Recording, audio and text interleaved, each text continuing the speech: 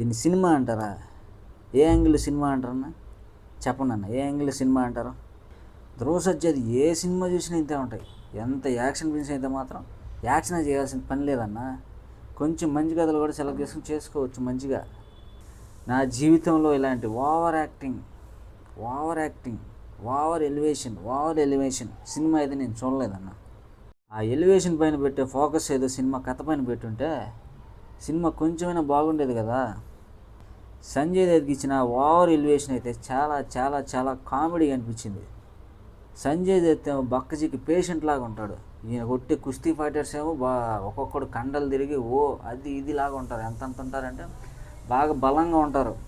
అలాంటి వాళ్ళని మన సంజయ్ దత్ ఒంటి చేత్తో ఎత్తి నేల కొరిగిస్తాడు. ఎంత సినిమా అయితే మాత్రం ఇది ఎక్కడ లాజిక్? హీరో యాక్టింగ్ చేశాడన్నా, అబ్బో ఓవర్ యాక్టింగ్, చచ్చిపోయిన సొల్లాగా. సినిమా ఎలా ఉందో చెప్పాలంటే ఏదో వాళ్ళ దోల కోసం తీసుకున్నట్టే ఉంటుంది. ఇది జనాల కోసం తీసినట్టు అయితే ఉండదు. ఏ యాంగిల్లో కూడా ఉండదు. ఇది అంత ఘోరంగా ఉంటుంది. చచ్చిపోయాను అనుకో. ఇలాంటి సినిమాలు చూడడం జనాలు మానేశారన్న. కాబట్టి మీరు కూడా అప్డేట్ అయితే మంచిది.